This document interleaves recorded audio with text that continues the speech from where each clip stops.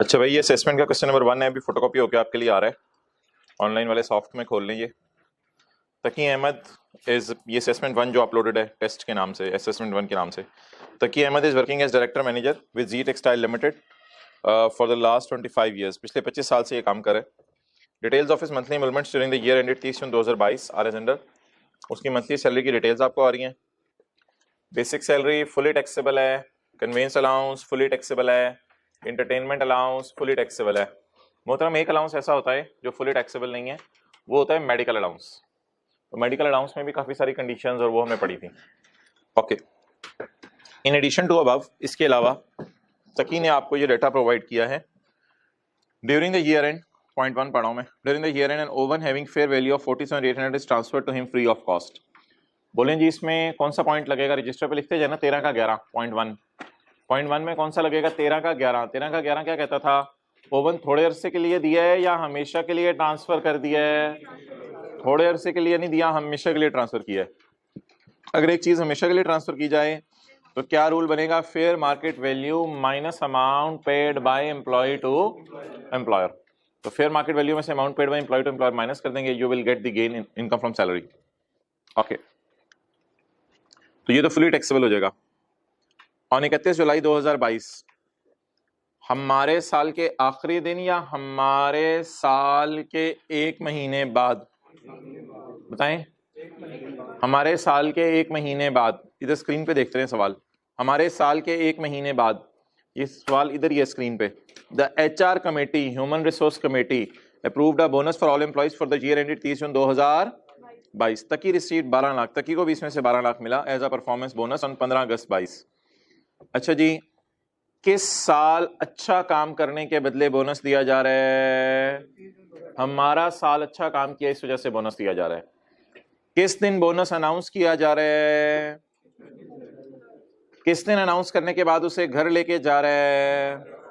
15 अगस्त। 15 August 22 बता दें किस टैक्स ईयर में गिरेगी? 2023 में। तो क्या ये बोनस इस साल टैक्सेबल होगा या माफ होगा? अगले साल टैक्सेबल होगा जब एक्चुअली रिसीव होगा, क्योंकि रूल पड़ा था सैलरी इज टैक्स्ड, बोलें salary is taxed when received. तो जब तक रिसीव ना हो तब तक सैलरी पे टैक्स नहीं लगेगा। दैट्स व्हाई इस पे भी टैक्स नहीं लगेगा। During the year he received 1 lakh for attending a meeting of the ZTL. No tax was withheld from this amount. तो उसने एक मीटिंग अटेंड की है। मोहतरम, ये डायरेक्टर मार्केटिंग है और मीटिंग अटेंड की है, उसके लिए उसको पैसे मिले हैं। तो इसको ना वैसे तो आपने ये ऐड कर ही दिया होगा इनकम में। एक जनरल बात जरा याद रखिएगा कि सैलरी के चैप्टर में अगर किसी चीज़ के बारे में वाज़ेह तौर पे लिखा नहीं हुआ ना कि माफ़ नहीं है, तो फिर सैलरी के चैप्टर में सारी चीज़ें ही टैक्सेबल हैं। ये बहुत बड़ी बात की आपसे। सैलरी के चैप्टर में अगर किसी चीज़ के बारे में वाज़ेह तौर पे लिखा नहीं हुआ ना माफ़ नहीं है, तो वो क्या है? टैक्सेबल है। तो ये जो है ना, दूसरे सफ़े पे सैलरी के चैप्टर में एक लफ्ज़ था फीस। तो ये डायरेक्टर्स को ना फीस वगैरह दी जाती है मीटिंग अटेंड करने की, तो ये टैक्सेबल है। Fees, commission, bonus, over time. तो जी बिल्कुल ऐड करना था। तो ये टैक्सेबल है, इसको सैलरी में आपने ऐड करना था। अच्छा, इसका क्या किया था? Amount of tax withheld by ZTL from his salary amounted to 2 million. बिल्कुल न्यूमेरिकल के एंड के ऊपर माइनस करना था। ये एडजस्टमेंट क्या होती है जरा समझिएगा। टैक्स काटा, किसने काटा? एम्प्लॉयर ने काटा। किसकी तनख्वाह पे काटा? एम्प्लॉय की तनख्वाह पे काटा। ये काट के जमा कहाँ कराया होगा? जरा सोच के बताएं। टैक्स काटा होगा एम्प्लॉयर ने और काट के एम्प्लॉय के बिहाफ पे FBR के खजाने में जमा करवा दिया होगा। अच्छा, ये वो तो नहीं है एम्प्लॉयर अपनी तरफ से इसका टैक्स पे कर रहा है? बिल्कुल नहीं। इसको तनख्वाह दे रहा है और तनख्वाह देते हुए उसमें से इतना टैक्स काट लेता है और काट के कहाँ जमा करवा देते हैं? हुकूमत के खजाने में जमा करवा देते हैं। अच्छा यार, अब ये जो है ना बड़ी इंटरेस्टिंग चीज थी जो अगले सफे पे पॉइंट 1 और 2 में थी। सैलरी उसको ट्रांसफर कर दी जाती है उसके बैंक अकाउंट में। सैलरी कहाँ ट्रांसफर कर दी जाती है? On the 10th of same month. On the 10th of same month. Same month मतलब क्या मतलब होता है कि अगर उसने सितंबर में काम किया, तो सितंबर की तनख्वाह कब मिलेगी? 10 सितंबर को। अगर क्या लिखा होता? सैलरी इज ट्रांसफर्ड ऑन, अभी क्या लिखा हुआ है? Salary is transferred on same month या प्रीवियस मंथ? प्रीवियस मंथ में नहीं लिखा हुआ। Salary is transferred on 10th of following month. 10th of following month का क्या मतलब है? हमारे महीने की 10 तारीख को तनख्वाह दी जाएगी या अगले महीने की 10 तारीख को? अगले महीने की 10 तारीख को। तो salary is transferred on the 10th of the अगला महीना। ओके, ये पहली बात होगी। Salary is transferred on the 10th of the following month का क्या मतलब है? अगर इसने काम किया है नवंबर में तो इसको सैलरी कब मिलेगी? 10 नवंबर को या 10 दिसंबर को? 10 दिसंबर को सैलरी ट्रांसफर की जाती है 10 ऑफ फॉलोइंग मंथ। ये स्क्रीन पे ही देखने सवाल आपने। ओके, अभी फोटोकॉपी होके आ जाएगा। Next, 10% annual increase was given to him effective 1st July in each of the last 3 years। पिछले 3 साल से हर साल उसको 10% सालाना सैलरी बढ़ाई जा रही है।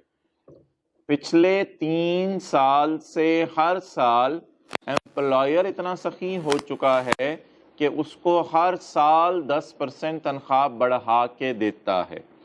तो हमारे साल जो तनख्वाह मिलेगी वो पिछले साल का 10% बढ़ा के मिली होगी। हमारे साल की जो तनख्वाह होगी वो पिछले साल की तनख्वाह का 10% बढ़ा के होगी। और ये इंक्रीज 3 सालों से दे रहा है, इससे कोई फर्क नहीं पड़ता। बस हमें ये पता होना चाहिए हमारे साल तनख्वाह पिछले साल की बनिस्बत 10% बढ़ी हुई मिली। दोबारा पढ़े जरा इंग्लिश को। 10% सालाना इंक्रीज 1 जुलाई से इफेक्टिव होती है, यानी साल के पहले दिन से नई वाली सैलरी आपको जो है वो मिलना शुरू हो जाती है। जब आप काम करें इस साल तो 10% annual increase was given to him effective 1st जुलाई। हर साल 1 जुलाई से उसे तनख्वाह, उसकी तनख्वाह बढ़ जाती है। और ये कब से हो रहा है? इन each of the last 3 years. पिछले 3 सालों से तो मुसलसल हो रहा है ऐसा। और भाई पिछले 3 सालों को छोड़ो, क्या हमारे साल जो तनख्वाह मिली होगी वो इस साल पिछले साल वाली ही तनख्वाह मिली होगी या 10% बढ़ के मिली होगी? अच्छा, अगला सवाल मेरा आपसे ये है कि अगर सवाल में लफ्ज यूज हो रहा है कि बस ठीक है आगे हम बाद में पढ़ेंगे, ये सैलरी का डेटा नहीं है। मेरा सवाल आपसे ये है कि अगर सवाल में लफ्ज यूज हो रहा है क्या कि 10% annual increase was given to him with effect from 1 जुलाई in each of the last 3 years, वो 10% एनुअल इंक्रीज किस में है? तनख्वाह में ही है ना इसकी। तो आपके ख्याल से लोगों की सिर्फ बेसिक सैलरी बढ़ती होगी या कन्वेंस अलाउंस एंटरटेनमेंट अलाउंस भी बढ़ता होगा, या कन्वेंस अलाउंस एंटरटेनमेंट अलाउंस इसका 44,000 ही रहेगा जब तक कि ये नौकरी करता रहे 25 साल? बढ़ता होगा। याद रखिएगा जब भी तनख्वाह बढ़ती है ना तो ये तनख्वाह भी बढ़ती है और उसके कैश अलाउंसेस भी बढ़ते हैं। तो लिख लें, सवाल साइलेंट है तो तनख्वाह बढ़ने से मुराद बेसिक सैलरी भी बढ़ेगी और कैश अलाउंसेस भी बढ़ेंगे। सवाल साइलेंट है से मुराद सवाल वाज़ेह तौर पे तो नहीं कह रहा कि बेसिक सैलरी भी बढ़ रही है और अलाउंसेस भी बढ़ रहे हैं, इस तरह तो नहीं बोल रहा। बस सवाल कह रहा है 10% तनख्वाह बढ़ रही है। तो लिखें, सवाल साइलेंट हो तो सैलरी बढ़ने का मतलब, सवाल साइलेंट हो तो सैलरी बढ़ने का मतलब ये होगा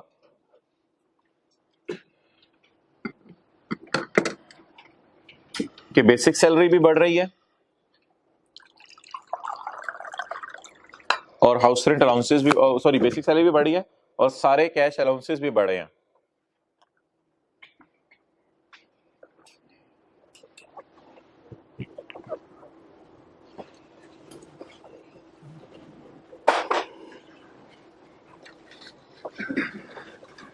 ओके,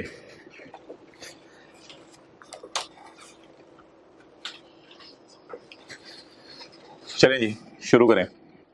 अच्छा मुझे वैसे ये बताएं कि ये जो सैलरी गिवन है हमारे सवाल में, ये पर मंथ है या एनुअल है? पर मंथ है, ये सैलरी पर मंथ है। अब मुझे अगली बात ये बताएं, ये जो हमारे साल सैलरी है क्या ये पिछले साल की निस्बत बढ़ी हुई है या नहीं बढ़ी हुई? बोले बोले बोले, हमारे साल जो सैलरी मिली है वो पिछले साल की बनिस्बत बढ़ी हुई है या नहीं बढ़ी हुई? ऐसे ही मैं आपसे अगर पूछूं ऐसे ही कि पिछले साल इसकी बेसिक सैलरी कितनी थी, तो कैलकुलेटर पकड़ के जरा ट्राई करें कि पिछले साल इसकी तनख्वाह कितनी थी।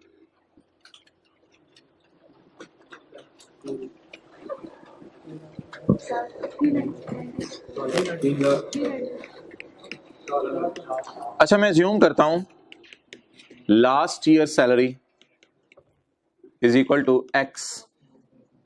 मैं अज्यूम करता हूं पिछले साल की सैलरी की एक्स है, उस एक्स में 10% ऑफ एक्स हुआ होगा, यानी कि वो जो तनख्वाह होगी उसमें 10% बढ़ा होगा। पिछले साल की तनख्वाह अगर मैं अज्यूम करूं एक्स से महीने की, तो उस एक्स में 10% डाल के इस साल की तनख्वाह ही होगी। तो हिम्मत करें इस साल की तनख्वाह बताएं। 4,40,000 कल यार, ये पर मंथ है, याद रखिएगा। तो बता दें पिछले साल कितनी तनख्वाह थी, जल्दी करें, एक्स निकालें। 1.1x निकलेगा ना, 1.1x इज इक्वल टू 4,40,000। क्या मतलब होता है, x के साथ 1 लगा हुआ है और इस x के साथ 0.1 लगा हुआ है, तो 1.1x। और सिंप्लीफिकेशन तो आती है ना, ये तो नहीं पूछेंगे कोई 1.1x क्यों लिखा मैंने। 10% ऑफ x का मतलब है 0.1x, और x अगर इधर रखें और 1.1 को डिवाइड कर दें 440 से, तो क्या जवाब आ जाएगा, 4 लाख। अच्छा, तो इसका मतलब है पिछले साल इसकी तनख्वाह कितनी थी, 4 लाख। अब कितने लोगों ने गलती से 440 पे 10% लगाया। भाई 440 पे 10% लगाने का मतलब पता है क्या है, इस साल की तनख्वाह पे आप 10% लगा रहे हैं, हालांकि पिछले साल की तनख्वाह पे 10 की टॉपिंग ऐड हुई है। इस साल की तनख्वाह पे 10% नहीं मिला, इस साल की तनख्वाह पे 10 लाख के अगले साल की तनख्वाह तय होनी है अगर बढ़ेगी तो। वो 440 इंटू 10% अगर आप करेंगे तो वो जो फिगर ऐड करके फिर अगले साल की तनख्वाह पे आप पहुंचेंगे। समझाई बात की। अभी फॉर्मूला क्या बनेगा जरा सोच के बताएं। एज्यूम लास्ट ईयर की तनख्वाह एक्स। अच्छा, इसका एक और तरीका भी है, इसका एक और तरीका भी है। 440,000 जो है वो तनख्वाह बढ़ी हुई है, इसका मतलब है ये 110 पे पड़ी है, तो मुझे इसका चाहिए 100। लेकिन ये पता नहीं, कुछ लोगों के लिए शायद टफ हो, कुछ लोगों के लिए आसान हो, मुझे नहीं पता, इसलिए मैंने जरा आसान तरीका ऊपर चलाया, मुझे ऊपर वाला ज्यादा आसान लगा। और वैसे कितने लोगों को ये अंदाजा हो रहा है कि ये तनख्वाह बढ़ी हुई है तो 110% पे है, उससे पिछले सालों पे भी बढ़ती रही होगी, लेकिन मुझे उससे कंसर्न नहीं है कि कई सालों से बढ़ी है तो क्या है, मुझे सिर्फ कंसर्न है कि मेरे साल पिछले साल की बनिस्बत 10% बढ़ी हुई मिली है। तो मुझे किस साल की तनख्वाह चाहिए, फर्ज करें मैं डिस्कशन कर रहा हूं, बहस कर रहा हूं, किस साल की तनख्वाह चाहिए, पिछले साल की। तो पिछले साल की तनख्वाह निकालने के कितने तरीके हो सकते हैं। एज्यूम कर लें पिछले साल की तनख्वाह क्या है, पिछले साल की तनख्वाह कितनी बढ़ी, तो बढ़ने के बाद इस साल की तनख्वाह कितनी हो गई। समझ आ गई पिछले साल की तनख्वाह खड़ा करके बता दें। क्लियर जी, आपने हाथ नहीं खड़ा किया, आपके ख्याल से क्या होना चाहिए, आप सजेशन दे दो।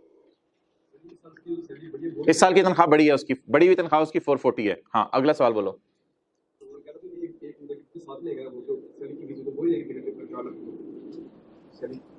तो अब आपके ख्याल से कैलकुलेशन कैसे होनी चाहिए वो बताओ।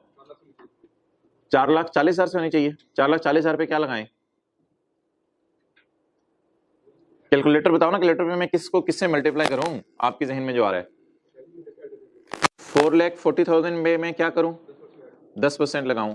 ये भाई कह रहे हैं कि इस साल जो तनख्वाह इनको पिछले साल की बनिस्बत 10% बढ़ी हुई मिली है ना, उस पे लगाएं 10%।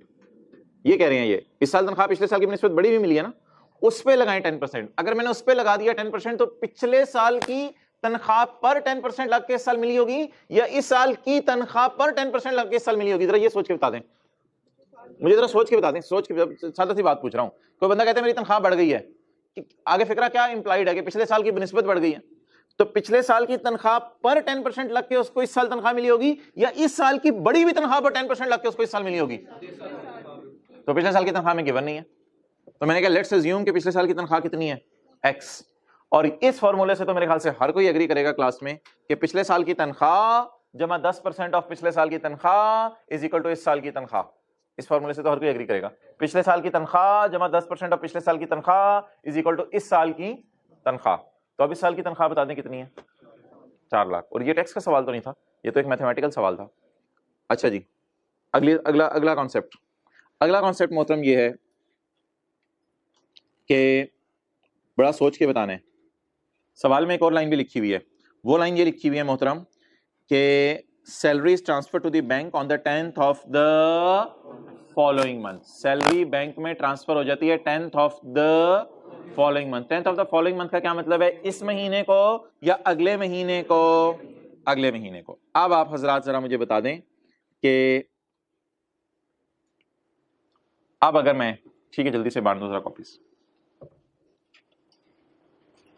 ये सर मैं किसी बच्चे के क्वेश्चन से मैंने, जल्दी बांटो बांटो आप, किसी बच्चे के क्वेश्चन पेपर से मैंने उठाया तो उसने जो ऊपर लिखा होगा मुझे नहीं पता वो सही है या गलत है, आप लोगों को बस क्वेश्चन पेपर देना था। आगे आ जाए, जल्दी सेटिंग कर लें, 4th रो में भी एक ही दफा जगह बनवा दें, जल्दी करें जरा।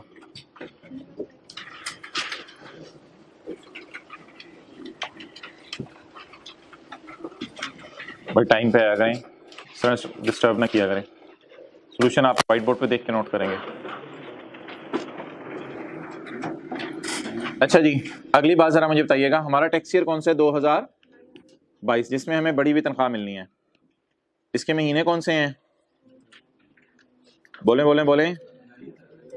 जुलाई, अगस्त, सितंबर, अक्टूबर, नवंबर, दिसंबर, जनवरी, फरवरी, मार्च, अप्रैल, मई, जून। क्लियर?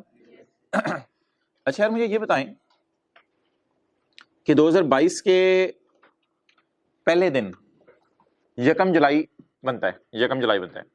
यकम जुलाई को जो महीना है, इस महीने की तनख्वाह मुझे सोच के बता दें, इस महीने में अगर मैं नौकरी करूं, ये मैंने नौकरी की है, इस महीने की तनख्वाह किस दिन मिलनी है? सवाल में लिखा हुआ है तनख्वाह इज गिवन ऑन, बोलें बोलें बोलें, 10th of the following month, salary is transferred to bank on the 10th of the अगला महीना। ये बात मेरे से एग्री कर गई है कि मैं जुलाई में नौकरी करूंगा अच्छा बच्चा बनके, तो मेरी ऑर्गेनाइजेशन मुझे जुलाई के आखिरी दिन तनख्वाह दे देगी या लटका के अगस्त के 10वें दिन, लटका के अगस्त के 10वें दिन तनख्वाह देगी। अच्छा मुझे ये बताएं, चलो ये जुलाई की तनख्वाह तो, अच्छा मुझे ये बताएं तनख्वाह बढ़ कब से रही है? यकम जुलाई से। तो यकम जुलाई से 31 जुलाई तक जब मैं नौकरी करूंगा तो 31 जुलाई को जो मेरी तनख्वाह बनेगी वो बढ़ी हुई बनेगी, यानी वो यही तनख्वाह बनेगी 4,40,000। तो मुझे बताएं जो 4,40,000 इस साल की तनख्वाह है, वो तो इस साल की है ना, जो 4,40,000 इस साल की तनख्वाह है वो मुझे पहली दफा कब नसीब होगी? 10 अगस्त को। 10 अगस्त को मैं घर में 4,40,000 लेके जाऊंगा। अच्छा मुझे बताएं 10 जुलाई को भी मैं कोई पैसे घर लेके गया हूंगा? 10 जुलाई को वो कौन से पैसे लेके गया हूंगा? पिछले साल के जून के महीने के इस साल 10 जुलाई को मिले होंगे। अच्छा ये जो मिले होंगे पिछले साल के जून के, तो पिछले साल जो मैंने नौकरी की है वो तनख्वाह बड़ी भी होगी या वो कम होगी? इस साल की बनिस्बत कम होगी। वो मैंने शुक्र है निकाल ली है। पिछले साल की तनख्वाह वो कितनी है? 4 लाख, और इस साल की बड़ी हुई तनख्वाह 4,40,000। अब मैं एक चीज अगर करूं तो आपने घबराना नहीं है, इस साल मैं तनख्वाह डाल रहा हूं 4 लाख, और इस महीने जून जुलाई के महीने में और अगस्त के महीने में मैं डालूंगा 4,40, और ये फिर नेवर एंडिंग स्टोरी है 4,40 की, और चलते चलते चलते चलते चलते अगले साल भी मुझे 4,40 मिलेगा। लेकिन ये जो अगले साल 4,40 मिल रहा होगा, ये मिल रहा होगा 10 जुलाई को, हमारे साल के जून का, और फिर 4,40 ज़रब 10%, फिर अगले साल फिर तनख्वाहें बढ़ने लग जाएंगी, फिर वो और स्टोरी है, उसको छोड़े।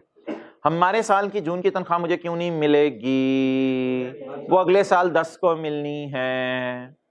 पिछले साल के जून की तनख्वाह कब मिली होगी? हमारे साल 10 जुलाई को। असूल क्या है? नौकरी करने पे सैलरी इनकम में ऐड होती है, या सवाल साइलेंट हो तो जनरल रूल है रिसीव्ड बेस पे सैलरी ऐड होगी। तो अगर रिसीव्ड बेस पे सैलरी ऐड होगी तो मुझे बताएं क्या मैं 440 इंटू 12 करूं या 400 प्लस 440 इंटू 11 करूंगा? तो ये थी सारी बात। शुरू करते हैं। एक्रूअल बेसिस पे आपने न्यूमेरिकल में कभी भी नहीं करना जब तक कि वो आपको 2 सालों का डाटा ना दे दे। एक्रूअल बेस पे पता है कब करना होता है? जब तब करना होता है जब 2 सालों का डाटा अवेलेबल हो और उस वक्त हम डिसाइड कर सकेंगे अगर इस साल सैलरी डालो तो कितनी होगी, इस साल सैलरी डालो तो कितनी होगी, फिर देखते हैं कौन सी ऑप्शन फिजिबल है। वरना न्यूमेरिकल में अगर 2 साल का डाटा नहीं दिया हुआ, सिंपल 1 साल का डाटा दिया हुआ है तो जनरल रूल लगेगा। जनरल रूल क्या है? सैलरी एक्रूअल बेस पे टैक्स होती है या रिसीव्ड बेस पे? रिसीव्ड बेस पे। अच्छा हमारे साल 10 जुलाई को कौन सी तनख्वाह मिली होगी? हमारे साल 10 जुलाई को पिछले साल की जून की, और हमारे साल के जून की, इसलिए 4,40 तो हमें 11 दफा मिला इस साल, और 4 लाख 1 मिला, लेकिन 4 लाख सवाल में गिवन नहीं है कहीं। ये जो 4 लाख है ना सवाल में गिवन नहीं है कहीं, गिवन तो सवाल में 4,40,000 ही है। वो तो कहां से पता चला कि पिछले साल की तनख्वाह 4 लाख थी? 0.1 से पता चला। क्लियर? अच्छा, फिगर्स निकाल के रख ले। इसी तरह यार ये तो हमारा साल है ना 2022। अल्लाह करे जिनके पास सफ़े हैं इधर बैठे हुओं के पास, वो तो लिख सकते हैं 2021 में कितनी तनख्वाह थी? 4 लाख। अच्छा, ये 44,000 को अभी यार करवा दें, क्योंकि मैंने आपको बताया जो हज़रात लेट आए हैं कि जब तनख्वाह बढ़ती है तो अलाउंसेस भी बढ़ते हैं। अल्लाह आपको सही आने की तौफीक दे, और बहुत हिम्मत चाहिए होती है लेट आने के लिए। ये कोई आसान काम नहीं होता लेट आना, इसके लिए बड़ी हिम्मत करनी है, रात से हिम्मत करनी पड़ती है बंदे को कि मैं 15 मिनट मिस करूंगा फिर देखी जाएगी क्या होगा। अच्छा जी बताइए, अगले 44,000 का क्या करें? पिछले साल तनख्वाह कितनी? एक्स में कितनी टॉपिंग डालूं? पिछले साल की तनख्वाह में 10% ऑफ एक्स। इस साल कितनी तनख्वाह बनी? 44,000। किस मद में? कन्वेंस अलाउंस की मद में। बोले तो 1.x is equal to 1.1x is equal to 44,000 and the x is equal to 4 lakh. कहां से आ गया? And the x is equal to 40,000। तो मोहतरम पिछले साल का बता दें कन्वेंस अलाउंस बोलें, और पिछले साल का एंटरटेनमेंट अलाउंस। वो तो जाहिर बात है दोबारा कैलकुलेशन की जरूरत नहीं है ऐसी। क्लियर? ये पिछले साल के फिगर्स में क्यों निकाल रहा हूं? क्योंकि वो इस साल रिसीव हो रही हैं, वो इस साल रिसीव हो रही हैं। तो हमारे साल 22 के साल में 21 के साल की तनख्वाह भी मिली होगी 1 महीने की, और हमारे साल 22 के तनख्वाह की तो 11 महीने की मिलेगी, क्योंकि हमारे साल की जून की तो कब मिलेगी? अगले साल जुलाई में। लुट मचा दी थी इन दोनों लाइनों ने, ये जो लिखी हुई थी ना आखिर में, लुट मचा दी थी। कितने लोगों ने सही किया है? 1, 2, 2.5, पौने 3 पेपर में। ओके चलें जी, लेट्स स्टार्ट। यार टाइम पे आ जाए करें, आप क्या किया जा सकते, अपने आप को समझा लिया करें, 15 मिनट पहले ही आना होता है। Taqi Ahmed is working as director marketing with Z Textile Limited for the last 25 years. Details of his monthly enrollment are as follows. Basic salary. इन दोनों बातों को मैंने नीचे वाले 2 पॉइंट्स मिला के पढ़ा है, फिर मैं सॉल्व करने लगा हूं, वरना मैं नहीं कर सकता था। वरना हेस्ट मेक्स वेस्ट वाला काम होना था, और वे काट काट के आपने फिगरें सही कर रहे होना था पेपर में। तो पहला सफा मैं खाली छोड़ूंगा न्यूमेरिकल के मुंह के लिए, और दूसरा सफा न्यूमेरिकल की बॉडी के लिए। वर्किंग 1 दूसरे सफे पे हेडिंग दे दें, इनकम फ्रॉम सैलरी। जी हजरात बोलें बेसिक सैलरी। पिछले साल के जून की हमारे साल 10 जुलाई को मिली कितनी? 4 लाख। काफी लंबी बात होगी अब तो। पिछले साल के जून की हमारे साल 10 जुलाई को मिल गई। अब हमारे साल बाकी 11 तनख्वाहें मिलेंगी, क्योंकि एक तो मिल गई है। तो बाकी ये इंटू 1 मंथ, ये into 1 month plus 4 lakh into 11 month. जी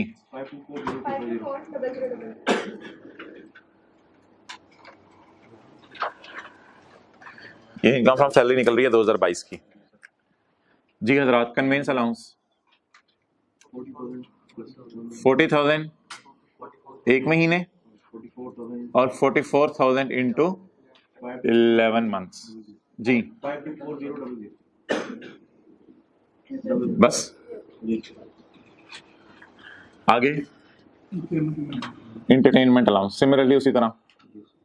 पिछले साल वाला इस साल 10 जुलाई को मिला, वो मैंने लिख लिया, और इस साल के अपने 11 दफा मिलना है। जी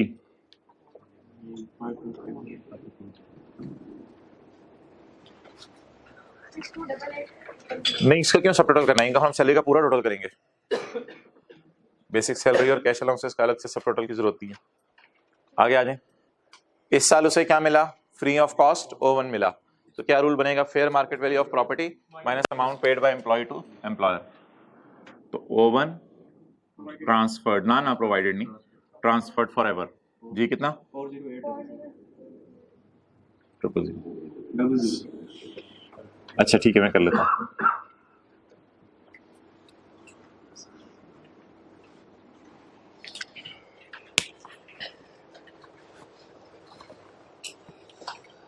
ओके आगे जी। बोनस इस साल मिला, अगले साल मिला? अगले साल मिला। कितना मिला? 12 लाख। क्या हो गया? तो देख 12 लाख रुपया बोनस मिला है। किस साल मिला है? अगले साल मिला है, इसलिए हमारे साल टैक्सेबल नहीं है। मुझे मैसेज करो। अच्छा जी,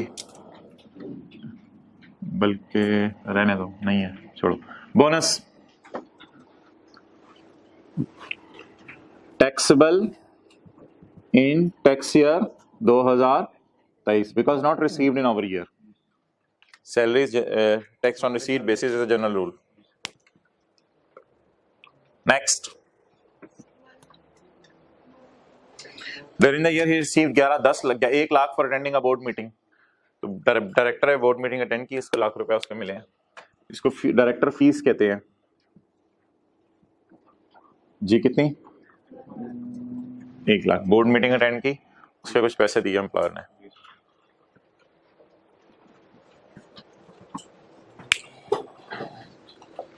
अच्छा, ये जो 2 लाख रुपए है ना, ये जो उसकी सैलरी से कटा है, इंग्लिश पे फोकस कीजिएगा. टैक्स विदहेल्ड फ्रॉम सैलरी, ये ना न्यूमेरिकल के एंड पर माइनस होगा, यानी इतना टैक्स इससे माफ हो जाएगा. तो न्यूमेरिकल के एंड पर माइनस होगा, ये लिख लें जो लोग में आए हुए हैं. कुछ नहीं होता, ऐसे ना बैठा करें जैसे.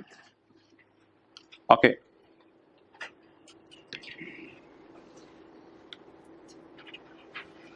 चलें पॉइंट 3 में आ जाए. 1 और 2 इज डन.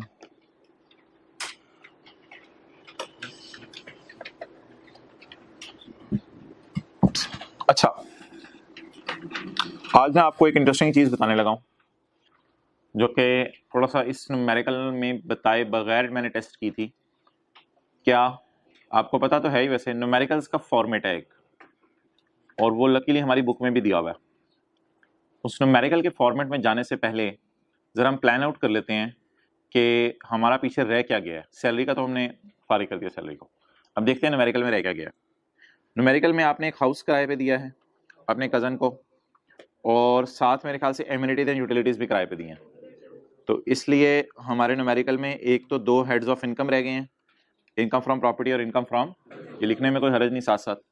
अच्छा, he acquired shares of a listed company from privatization commission of Pakistan. तो प्राइवेटाइजेशन कमीशन ऑफ पाकिस्तान से हमने शेयर खरीदे हैं, तो इस पे क्या माफ होगा जी? टैक्स माफ होगा. आगे भी कुछ कहानी लिखी हुई है, वो भी पढ़ लेंगे. नेक्स्ट, ही ऑल्सो रिसीव्ड इतने पैसे as dividend declared by a company. तो डिविडेंड कौन सी रजीम है जी? फाइनल टैक्स रजीम है. He obtained a loan of 25,000 from a bank to acquire residential house. ये वो कर रही है जो इसने किराए पे दिया कि यहां से हम माइनस कर लेंगे पैसे. To acquire a residential house, ठीक है जी. तो इसका इससे कोई लिंक नहीं है कि इंटरेस्ट ऑन हाउस लोन हम जो घर किराए पे दिया हुआ है वहां से माइनस कर रहे हो, क्योंकि वो जो एडजस्टमेंट होगी ना, अगर इंटरेस्ट ऑन लोन घर बनाने के लिए लिया होगा तो वो फिर इसके साथ देगा. Taqi has given his house on rent to his cousin at annual rental of 2.5 lakh. अपना घर उसने किराए पे दे दिया. अच्छा यार, वैसे जो है ना, आप यहाँ से भी देखें कि उसने घर पूरे साल के लिए किराए पे चढ़ाए रखा है. The rent was inclusive of ये, और सवाल में कुछ भी नहीं लिखा हुआ, तो घर पूरे साल किराए पे रहा. और ये कोई लोन जो आपने घर बनाने के लिए लिया ना, ये कोई और घर है. कैसे पता चला? आपने लोन किस दिन लिया है? 1 दिसंबर 2021 को. तो इसलिए उसको वहां नहीं लेके जाना, इसे डिडक्टेबल अलाउंस के तौर पे माइनस करेंगे. लेकिन अगर ये एडजस्टमेंट इसी के साथ दी होती तो फिर ये शायद इसी घर की होती. समझ आ गई बात की? तो इसको हम अलग से डिडक्टेबल अलाउंस के तौर पे माइनस करेंगे.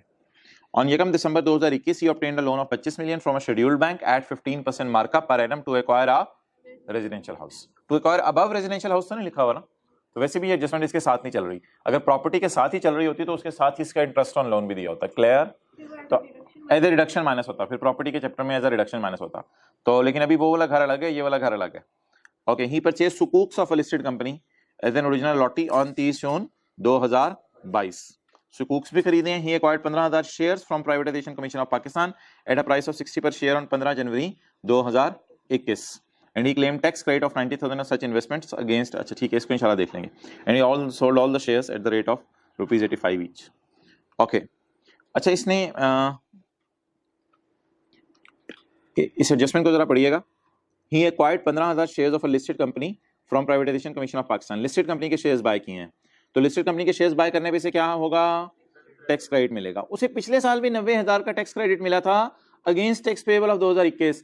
पिछले साल भी उसे टैक्स क्रेडिट मिला था इन शेयर्स के बाय करने पे. यार ये शेयर ये शेयर्स मुझे बताएं, इस साल बाय किए, पिछले साल बाय किए थे? पिछले साल बाय किए थे क्योंकि 15 जनवरी 2021 के बाद कौन सा 30 जून आएगा? 30 जून 21.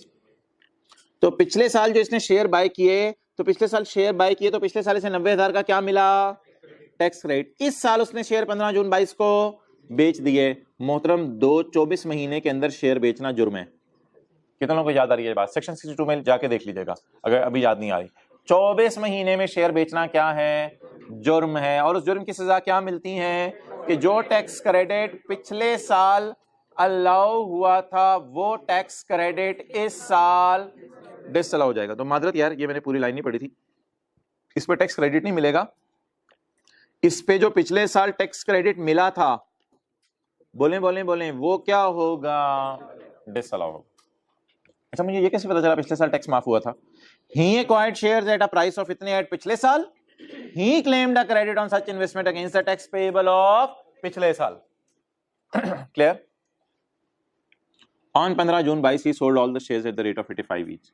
लेकिन यार एक और बात भी तो होगी टैक्स क्रेडिट के साथ साथ। बोले बोले बोले, सोचें, इनकम फ्रॉम कैपिटल गेन भी तो निकलेगी। लेकिन इनकम कैपिटल गेन कौन सी वाली यार? सेपरेट ब्लॉक वाली या नॉर्मल रिजीम वाली?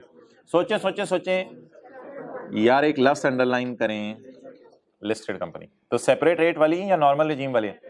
सेपरेट रेट वाली। तो एक और चीज यहां होगी, क्या नंबर बताएं बताएं बताएं बताएं बताएं?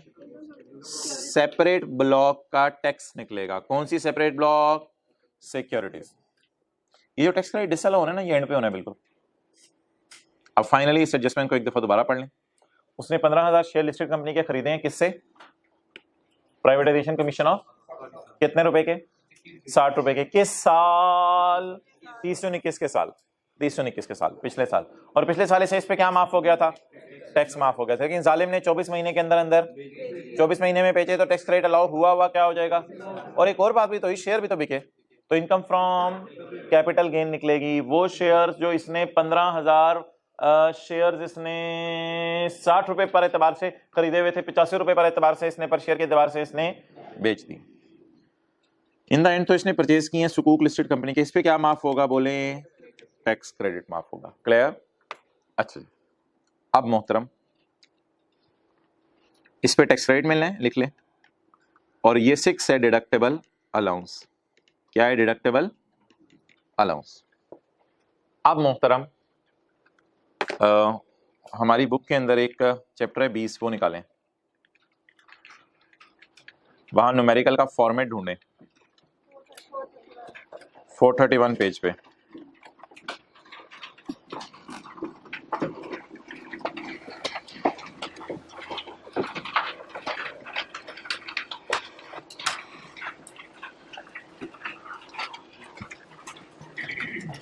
मिल गया फॉर्मेट ऑफ न्यूमेरिकल्स। ये फॉर्मेट आपके जहनों में है, लेकिन आज पहली दफा आपके सामने ना मैं प्रेजेंट करने लगा हूं। सैलरी, बिजनेस, इसमें कोई सवाल अभी ना पूछेगा मेरे से, कुछ चीजें आने वाले दिनों में डिस्कस होंगी। Salary, business, capital gain, other source income from, जवाब क्या आ जाएगा? बोले टोटल इनकम। माइनस क्या करना है? Separate block. कौन कौन सी? गेन ऑन सिक्योरिटीज और गेन ऑन डिस्पोजल ऑफ, क्योंकि ये ऊपर हमने डाला होगा ना, ऊपर डाल के नीचे दोबारा माइनस करेंगे। लेस, यानी कि कैपिटल गेन ना दो किस्म की होगी, नॉर्मल रेजीम भी होगी लिख लें, और सेपरेट ब्लॉक भी होगी। तो ऊपर दोनों कैपिटल गेन्स डालेंगे और नीचे फिर कौन सी सिर्फ माइनस करेंगे? सेपरेट रेट वाली, क्योंकि इस पे सेपरेट रेट है। अच्छा जी, टोटल इनकम में से फिर ज़कात वगैरह माइनस होगा, interest on house loan minus होगा, और education expenses of children minus हो गए। इन तीनों को क्या कहते हैं? बोले डिडक्टेबल अलाउंस। जब टोटल इनकम में से माइनस हो जाएंगे तो क्या आ जाएगी? सेपरेट ब्लॉक भी बाहर निकल चुकी है, इसलिए इसे क्या करेंगे? Taxable income, normal tax regime. Clear? इसके बाद टेबल 1 पे जाएंगे, लिख लें, या टेबल 2 पे। और टेबल 1 या 2 पे जाके क्या निकालेंगे? लिख लें साथ साथ ग्रॉस टैक्स। ग्रॉस टैक्स का मतलब अभी तक इससे टैक्स माफ नहीं हुए, तो फिर जाके नॉर्मल रिजीम के मुताबिक टैक्स निकालेंगे। फिर सबसे पहले क्या माफ करेंगे? Foreign tax credit. फिर सेक्शन 61 to 63 का टैक्स क्रेडिट। फिर नेट टैक्स आ जाएगा। नेट क्या मतलब? टैक्स क्रेडिट माइनस हो गए हैं या करने हैं? माइनस हो गए हैं। इसके बाद ऐड करेंगे हम tax on separate block, securities और इमूवेबल प्रॉपर्टी वगैरह का। और फिर टैक्स किसका ऐड करेंगे? फाइनल टैक्स का। फिर क्या बन जाएगा हमारा? Total tax. आगे फिलहाल देखने की जरूरत नहीं है। तो ब्रॉड कैटेगरीज बताएं न्यूमेरिकल में। ये सारे क्या हैं? Heads of. इनमें से क्या माइनस कर दी? Separate block. फिर क्या माइनस कर दिया? डिडक्टेबल। फिर क्या आ गई? Taxable income. टैक्सेबल इनकम पे क्या निकाला, टैक्स, फिर क्या दिया, tax credit under section 61 to 60, फिर उसके बाद कौन से टैक्सेस ऐड किए, सेपरेट ब्लॉक, फिर उसके बाद कौन सा टैक्स ऐड किया, फाइनल रिजीम वाला। क्लियर? अब सवाल की तरफ आ जाते हैं वापस। चलें जी, point 3, Taki has given his house on rent to his cousin at annual rent of, बोलें कितना जी, 2 लाख। तकी ने अपने कजन को घर किराए पे दे दिया 2.5 लाख रुपए के एतबार से। द रेंट में शामिल है amenities and utilities of 8,000 per month. Rent में 8,000 पर मंथ एमिनिटीज और यूटिलिटीज का है। However annual rent for a similar house with same amenities and utilities in the इलाका इज 3 लाख। साल का किराया फेयर मार्केट वैल्यू कितना बन रहा है एमिनिटीज यूटिलिटीज डाल के, 3 लाख, और अपने कजन से एमिनिटीज यूटिलिटीज डाल के कितने ले रहे? मुझे कैसे पता चला इस 2.5 लाख में एमिनिटीज एंड यूटिलिटीज का किराया भी शामिल है? The rent include. मुझे कैसे पता चला इस 3 लाख में भी एमिनिटीज यूटिलिटीज का किराया शामिल है?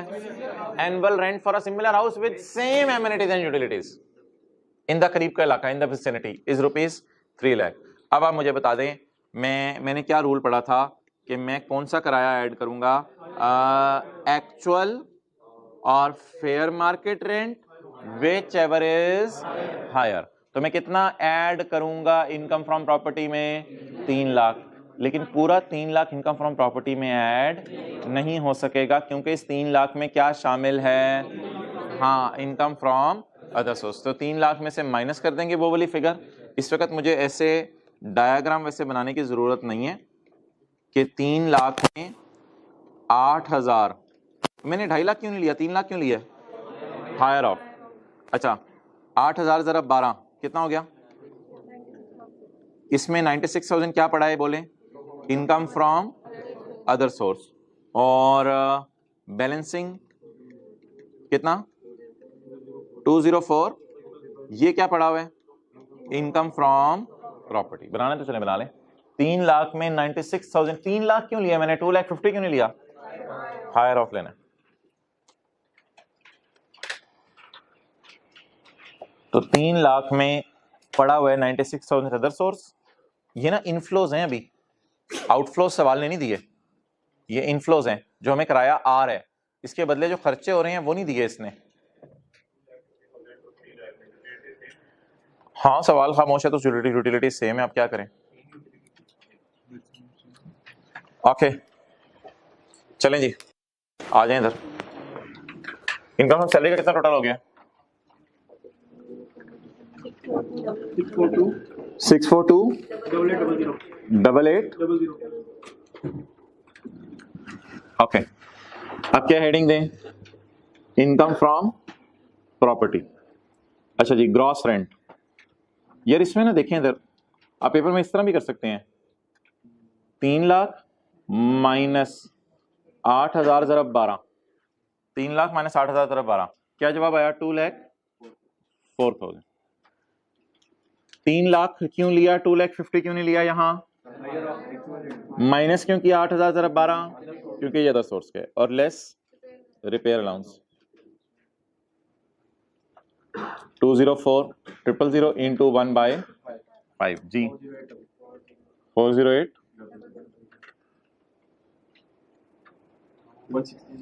163200। अब यार इसको जो माइनस किया हुआ है तो कहीं डालें तो सही ना, ये इनफ्लो थे आपके, इनफ्लोस में से माइनस किया हुआ है, इसको कहीं डालें तो सही। कहाँ डालेंगे? Income from other source. तो ग्रॉस रिसीट, ग्रॉस रिसीट का मतलब होता है यानी कि खर्चे माइनस नहीं हुए जी। कितना? तो पेपर में इसी तरह कर लिया करेंगे, ट्री बनाया करेंगे, इसी तरह कर लिया करेंगे। अच्छा यार, लेकिन अब ना ये अजीब सा सवाल है, इसमें ना खर्चे नहीं दिए हुए अदर सोर्स के। वैसे अजीब सा सवाल आई कट में आया था, खर्चे नहीं दिए हुए, खर्चे देने चाहिए उसे, दिए नहीं हुए। हालांकि अदर सोर्स कमाने के लिए खर्चे होते हैं, यूटिलिटीज बिजली वगैरह के बिल वापडा को देने पड़ते हैं मजबूरन, हम इसको फिर खर्चे हैं ही नहीं सवाल में तो माइनस नहीं करें। लेकिन याद रखिएगा रिपेयर अलाउंस का कोई नाम अदर सोर्स में नहीं है। रिपेयर अलाउंस इनकम प्रॉपर्टी, वो फिर अजम्पशन ले लो, फिर अजम्पशन ले लो, शायद आई क्या पौना कर दे। हाँ ठीक है, फिर assumption ले लेना, लिख देना, शायद आई सही कर दे। बहरहाल अभी खर्चे गिवन नहीं है इसलिए मैंने खर्चे माइनस नहीं किए अदर सोर्स में। आ जाएं। अच्छा हजरात, अब जरा चीजें देखना शुरू करें। सेपरेट ब्लॉक इनकम आ रही है 0.4 के अंदर, सेपरेट ब्लॉक इनकम। इसमें अभी 90,000 को मैं क्वेश्चन मार्क लगा रहा हूँ, 90,000 को मैं स्काई ब्लू सिग्नल दे रहा हूँ, इसको मैं बाद में देखूंगा। लेकिन मोहतरम, मैंने शेयर पिछले साल कितने के खरीदे थे, इस साल कितने के बेचे, कितने शेयर, अंडरलाइन करवाएं मुझे डेट ऑफ परचेज पिछला साल, अंडरलाइन करवाएं डेट ऑफ सेल हमारा साल। सारी चीजें अल्लाह का शुक्र है पता चल गई। 90,000 की स्टोरी पता नहीं क्या है, छोड़े 90,000 को। डेट ऑफ परचेज पिछला साल, डेट ऑफ सेल हमारा साल, quantity 15,000, sale price, cost 60, shares are of. ये सारी बातें करने के बाद में बताएं कैपिटल गेन नॉर्मल रिजीम है या कैपिटल गेन सेपरेट ब्लॉक है। कैपिटल गेन क्या है, सेपरेट ब्लॉक। अच्छा, अगर आपका कोई दिल नहीं चाह रहा ना वर्किंग करने का, तो कोई इतना हार्ड एंड फास्ट भी नहीं है कि अब आपने कैपिटल गेन सेपरेट ब्लॉक की वर्किंग ही करनी है। एक मिसाल देने लगा हूं आपको, mister Taki income and tax thereon tax year 2000। भाई समझिए, मैं पहले सभी की तरफ आ गया हूं ना। इनकम फ्रॉम सैलरी कितनी है जी? अच्छा, इसके बाद income from property 16,200। Income from other source. अच्छा, मैं ये कह रहा हूं आपको जरूरी नहीं है कि आप वर्किंग ही करें। अगर आपने income from capital gain separate block है ना, अगर आपने इधर निकालनी है, इधर निकालनी है, आपने वर्किंग नहीं करनी तो कितने शेयर बेचे? 15,000। ए माइनस बी कंसिडरेशन 85, कॉस्ट 60। यार इसमें होल्डिंग पीरियड नहीं देखा जाता, एक साल से ज्यादा या कम है, इसमें नहीं देखा जाता कि 75% लगाना है। 75% कहाँ लगाना होता है? ज्वेलरी, पेंटिंग और प्राइवेट कंपनी के शेयर्स में। 375, तो यू कैन अवॉइड वर्किंग। ये अदर सोर्स की वर्किंग भी आप अवॉइड कर सकते थे, वो भी यहीं फेस पे कर देते, कोई मसला नहीं। क्लियर? वैसे ही मैंने वर्किंग 4 बचा ली।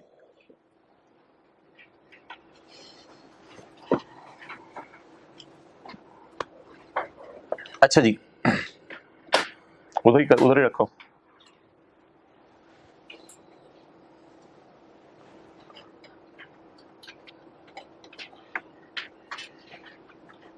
अब इधर ले आओ, इस एडजस्टमेंट को दोबारा पढ़ लें। कितने शेयर खरीदे हैं जी? किसके? लिस्टेड कंपनी के। कितने रुपए के एतबार से? 60 रुपए के एतबार से। किस साल? पिछले साल। और पिछले साल कितना टैक्स माफ हुआ था? 90,000। इस साल हमने उन शेयर्स को क्या कर दिया? बेच दिया। एम्प्लॉय शेयर स्कीम वाले शेयर्स हैं? नहीं, वो नॉर्मल से शेयर हैं, तो कैपिटल गेन का नॉर्मल रूल लगे। एक मसला रह गया, पिछले साल इस पे क्या माफ हुआ था? टैक्स माफ हुआ था। इस साल वो टैक्स माफ हुआ क्या करेंगे? डिस अलाउ करेंगे। लेकिन ये टैक्स क्रेडिट डिस अलाउ ना न्यूमेरिकल के बिल्कुल एंड पे करना है। एंड पे याद कराइएगा, एक और चीज भी करनी है, ये वाला जो टैक्स कटा हुआ है। तो ये दोनों चीजों को मैं स्काई ब्लू रख लेता हूँ, ये भी मुझे जरा ध्यान में रहे, ठीक है जी। अब यार 3 चीजें बच गई हैं। एक तो आपने शेयर, एक तो आपने डिविडेंड कमाया, नंबर 1। नंबर 2 आपका एक डिडक्टेबल अलाउंस है, और नंबर 3 आपका टैक्स क्रेडिट है। अब जरा प्लानिंग कर लें कि डिविडेंड पे भी टैक्स निकालना है, डिडक्टेबल अलाउंस भी है, टैक्स क्रेडिट भी है। पहले किसे लूं? डिडक्टेबल अलाउंस भी है, डिडक्टेबल अलाउंस भी है interest on house loan, tax credit भी है सेक्शन 62 का सुकूक्स वाला, और डिविडेंड पे भी टैक्स निकालना है। बता दें पहले क्या कर लूं? चुप, डिडक्टेबल अलाउंस भी है, टैक्स क्रेडिट भी है, और फाइनल टैक्स का डिविडेंड वाला टैक्स भी है। बताएं पहले क्या कर लूं? डिडक्टेबल अलाउंस तरतीब में पहले माइनस करूंगा, फिर टैक्स क्रेडिट माइनस करूंगा। देख ही नहीं रहे ऊपर, पहले क्या माइनस करूंगा? फिर टैक्स क्रेडिट, फिर क्या ऐड करूंगा? Tax on final tax. Clear? तो पहले डिडक्टेबल अलाउंस पकड़ लें।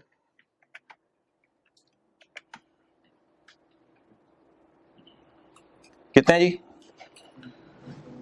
ऑन एकम दिसंबर 2021 हमारे साल क्योंकि यकम जुलाई किससे हमारा साल शुरू हो चुका हुआ है।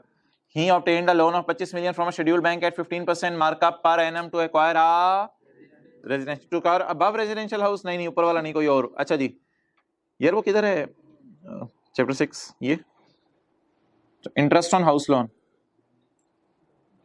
डिडक्टेबल अलाउंस बताएं जी, और बताएं यार डिडक्टेबल अलाउंस। Good good. पे 68 पे जितना इंटरेस्ट पे किया आपने, या 50% ऑफ टैक्सेबल इनकम, या 2 million, which ever is lower. चलें जी, कितना इंटरेस्ट पे किया वो सवाल वाला बड़ा कंजूस था, उसने नहीं दिया। लोन किस दिन लिया, यकम दिसंबर को, पूरा दिसंबर का महीना, फिर जनवरी फरवरी मार्च अप्रैल मई जून, तो जून, यकम दिसंबर 2021 और 30/22 के दरमियान कितने महीने बनते, 7 महीने। तो कितने महीने का इंटरेस्ट पे किया, 7 महीने का। अच्छा जी यहां पे बता देंगे क्या जवाब आ रहा है, 76300। यार इसमें लेस कुछ करना है, जरा पहले बता दें। अगर हमने इसको इधर पड़ा रहने दिया 3,75,000 को, तो मसला क्या होगा, बोले ना, इस पे भी कौन सा रेट लग जाएगा, नॉर्मल रिजीम वाला, और हम इस पे कौन सा रेट लगाना चाहते हैं, सेपरेट ब्लॉक वाला। तो लेस कर दें क्या, income from capital gain separate block, कितनी जी, 3,750,000 जी बता दें, 66,88,000।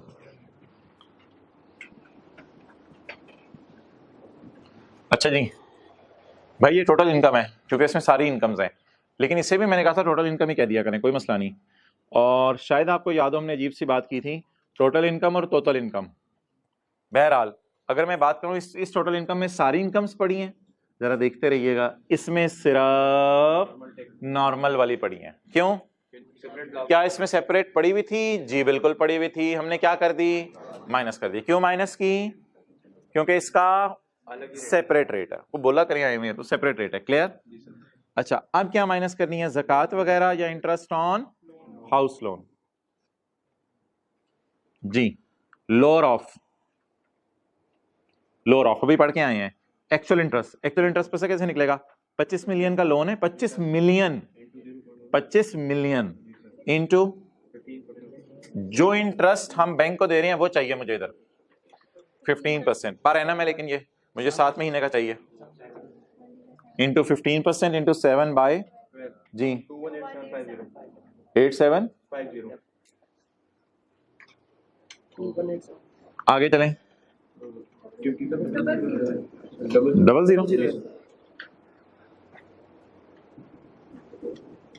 218750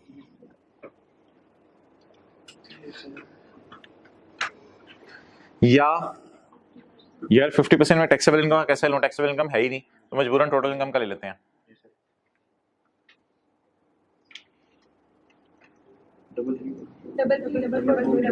डबल थ्री या 2 मिलियन, बताएं जी, 218750 या 50% ऑफ टोटल इनकम या 2 million, which ever is lower, बोलें 2 मिलियन इज लोअर। जी बता दें क्या जवाब आ गया, टैक्सेबल इनकम कितना, 4688,000। क्लियर। चले अब मैं वर्किंग 1 2 3 मिटाने लगा हूं, क्योंकि वर्किंग 1 2 3 मेरे किस काम की, किसी काम की नहीं।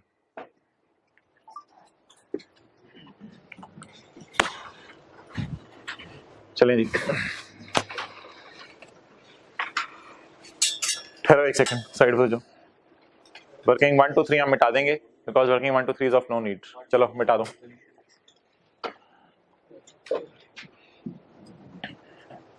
जी मोहतरम, इस वक्त सवाल में हम किस जगह पे खड़े हैं, हमारी क्या निकल आई है, टैक्सेबल इनकम। चले आ जाए, हमारी टैक्सेबल इनकम निकल आई है, ये देखें न्यूमेरिकल के फॉर्मेट की तरफ। सैलरी बिजनेस कैपिटल गेन्स वगैरह ऐड हो गए, जी बिल्कुल हो गए। सेपरेट ब्लॉक माइनस कर दी, जी बिल्कुल माइनस कर दी। कितने लोग कंफर्टेबल फील कर रहे हैं फॉर्मेट को देख के? इसके बाद ज़कात वगैरह और interest on house loan minus कर दिया, ये कर दिए। अब क्या आ गई हमारी टैक्सेबल इनकम नॉर्मल रिजीम वाली। यहां तक समझा करें न्यूमेरिकल का आधा फेस बन गया, नाक तक आप पहुंच गए हैं, न्यूमेरिकल का आधा फेस बन गया। अब नाक से आगे आपने थोड़ी की तरफ जाना है, चिन्ह कहते हैं पता नहीं आप क्या कहते हैं। तो अब नीचे की तरफ हमें जाना है। अब हमें सबसे पहले क्या चाहिए? टैक्स। तो इसलिए मैं कह रहा हूँ न्यूमेरिकल आधा मुकम्मल हो गया कि अब हमें टैक्स निकालने के लिए चैप्टर 4 की तरफ जाना पड़ेगा। तो सैर करने चलें जी चैप्टर 4 की तरफ। अच्छा यहाँ पे खड़े होकर डिसाइड कर लें कि टेबल कौन सा लगाना है, या आज जरा रिवाइज कर ही लेते हैं। इस पे लगाओ 75%, 16,000। इसको कंपेयर करो सैलरी से, तो सैलरी क्या है? ज्यादा है। अगर सैलरी ज्यादा है तो बता दें कौन सा टेबल लगना है? टेबल 1 लगना है। थोड़ा सा भाई साइड पे जो रिक्वेस्ट करें, तो टेबल कौन सा लगना है? टेबल 2 लगना। चलें जी, ग्रॉस टैक्स। ग्रॉस का क्या मतलब है? टेबल 1 2 लगाना है, लेकिन ये जो टैक्स निकलेगा इसमें से भी टैक्स माफ नहीं हुए। Gross tax as per table 1 and 2। अब उनमें से बता दो कौन सा टेबल डिसाइड हुआ है? 2। बता दें ये कितना टैक्स है?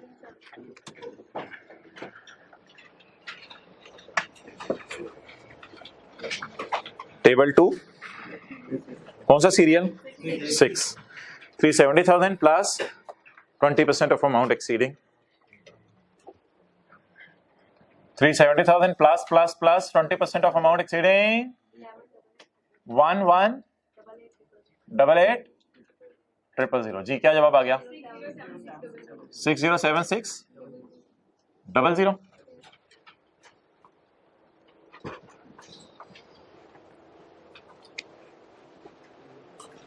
आज आपने अच्छे से जाके इसी सवाल को करना ही करवाएं।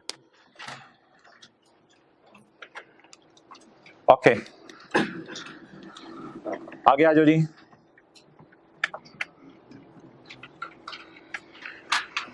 अच्छा भाई अपना न्यूमेरिकल फॉर्मेट से जुड़े रहना है। कहां तक पहुंच गए हैं? यहां तक पहुंच गए? नहीं, ग्रॉस टैक्स लायबिलिटी निकालनी है। अब क्या माइनस करना है? फॉरेन टैक्स क्रेडिट है ही नहीं सवाल में। फिर क्या माइनस करना है? Tax credit under section 61 to 63। उसमें आप आए ये टैक्स क्रेडिट आ रहा है अंडर सेक्शन 62 अंडर सेक्शन 62 आ रहा है। परचेज सुकूक्स ऑफ 14 लाख। मुझे याद है ये वाले जो स्काई ब्लू मैंने किए हैं, इनको छोड़ें। 14 लाख रुपए का आपने टैक्स माफ करना है। सेक्शन 62 जरा रिवाइज कर लेते हैं जाके। जी हजरात बताएं। Section 62 A is the cost of acquiring the sukuks, B is the 20% of और 2 million। चलें लेस क्या? Tax credit under section 62 working number 4। Working में कर रहा हूं मैं, वर्किंग नंबर 4। वहीं से आप लोग आगे चला लें workings. Tax credit under section 62 A over B into C। What is a? Cost कहां से आ गई? A is the tax and B is the taxable income। अल्लाहु Akbar. 468800 and C is lower of cost of acquiring the sukuks और 20% taxable income या 2 million। Cost of acquiring the सुकूक्स बताएं जी, सवाल में आए 0.7 देखे ना सवाल का, 14 lakh. Cost of acquiring the सुकूक्स इज या 20% ऑफ टैक्सेबल इनकम। जी 937 या 2 मिलियन। बता दें ये तीनों में से लोअर क्या है? 937600 937600 121520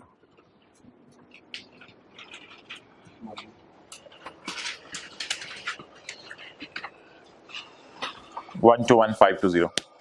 आगे चलें जी। जी मोहतरम क्या आ गया? ओ बोलें कहां तक पहुंच गए हैं? नेट टैक्स एनटीआर का क्या मतलब है? और बोले टैक्स क्रेडिट माइनस होने के बाद। इसे हमने ग्रॉस टैक्स क्यों नाम रखा था टेबल 1-2 वाले का? टैक्स माफ नहीं हुआ था। अब फॉरेन टैक्स रेट है नहीं, 62 वाला टैक्स माफ कर दिया। अब ग्रॉस में से टैक्स माफ किया तो ये क्या आ गया?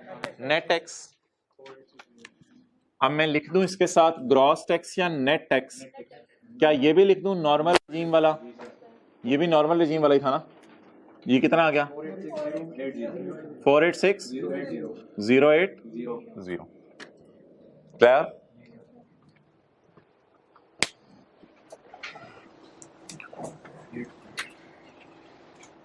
अच्छा प्लीज मोहतरम प्लान करें थोड़ा सा। हम कहां से चले थे? Salary, business, capital gain, other source. भाई इधर देखना यार, salary, business, capital gain, other source, property, normal regime, separate block, सारे डाल दिए थे हमने यहां तक। फिर हमें एहसास हुआ कि क्या माइनस कर दें? Separate block. उसके बाद क्या माइनस कर दें? डिडक्टेबल अलाउंसेस माइनस कर दें। डिडक्टेबल अलाउंसेस माइनस कर दिए तो क्या निकल आई? टैक्सेबल इनकम निकली। तो सॉरी, हमने सोचा कि अब हम क्या लगाएं इस पे? रेट लगा के क्या निकल आया? टैक्स। लेकिन ये टैक्स नॉर्मल रिजीम इनकम्स पे है, एनटीआर नॉर्मल इनकम्स पे है। ये टैक्स निकाल लिया। इसके बाद क्या माइनस किए? Tax credit. अब ये क्या आ गया? ये होगा मेरा टैक्स नॉर्मल रिजीम का, salary, business, capital gain, other source, property. ये होगा मेरा टैक्स सेपरेट ब्लॉक्स का, और ये होगा मेरा टैक्स डिविडेंड का। तो तीनों को जमा करूंगा तो टोटल टैक्स आ जाएगा कल्याण A + B + C। अच्छा मुझे बता दें अभी मैं किन इनकम्स पे टैक्स निकाल चुका हूं? सैलरी, प्रॉपर्टी, अदर सोर्स पे टैक्स निकाल चुका हूं। हाँ, कैपिटल गेन तो मेरी सेपरेट ब्लॉक है, उस पे अभी तक मैंने टैक्स नहीं निकाला, इसलिए ये हो गया A, यानी पहले वाला हमारा टैक्स। अब हम इस टैक्स में जरा बताएं किसका टैक्स ऐड करें? Tax on separate block. Tax on separate block. Separate block से क्या मुराद है? सिक्योरिटीज। सेपरेट ब्लॉक से क्या मुराद है? सिक्योरिटीज। अच्छा सिक्योरिटी से गेन तो निकला पड़ा है 3,75,000। इस गेन पे हमने टैक्स लगाना है। तो उसके लिए हजरात 3 लाख कितने? 75,000 इस पे टैक्स लगाना है। तो कैपिटल गेन के चैप्टर पे आते हैं हम। किथे है? उत्ते थले ऊपर है, जल्दी बताया करो। अच्छा जी, पेज नंबर पेज नंबर 224। क्या ये सिक्योरिटीज एक्वायर्ड आफ्टर 1 जुलाई 16 है? जी हाँ। तो इसमें होल्डिंग पीरियड देखने की जरूरत, बट डायरेक्ट क्या रेट लगा दें? 12.5%। क्यों देख रहे हैं इसको? सिक्योरिटीज एक्वायर्ड आफ्टर 1 जुलाई 16 है, तो 1 जुलाई 16 के बाद ही एक्वायर की हुई है। देखें सवाल में जाके, नहीं ये मैं आपको दिखाऊंगा कि ये सिक्योरिटीज एक्वायर्ड आफ्टर 1 जुलाई 16 है, ना तेरी ना मेरी सवाल की। 1 जुलाई 16 के बाद एक्वायर की हुई है ना। कौन सी है? बताएं बताएं बताएं। 15 जनवरी 2021 1 जुलाई 16 के बाद खरीदी हुई है। तो अब बता दें रेट कितने % लगेगा? 12.5 या 12.5? 12.5। 375,000 इंटू किधे 12? किधे 12? 12.5। 46,875। अब कौन सा टैक्स ऐड करना है? डिविडेंड। फाइनल टैक्स रेजिम कौन सा? डिविडेंड। चलें जी, क्लास ओवर। कल इंशाल्लाह यहीं से कंटिन्यू करेंगे। अब मैं ऐसा करूंगा कि कल क्लास में ना ये वाली फिगर लिख दूंगा, फिर यहाँ से आगे चला लेंगे। ये दोनों तो याद रहेंगे ना। ये वाली फिगर मैं लिख दूंगा, फिर यहाँ से आगे कल सवाल चलाएंगे। अच्छा 1 मिनट इधर लाओ यार कैमरा। यार हमारा क्या रह गया है? हमारा सिर्फ ये रह गया ना, बस ये स्काई ब्लू वाली चीजें देख लें, तस्वीर खींचनी है। स्काई ब्लू वाली चीजें रह गई हैं। क्या? ये 2 मिलियन रह गया, ये 97 रह गया, और 159,375 रह गए। इस पर इंशाल्लाह कल डिस्कशन करेंगे ओवर क्लास।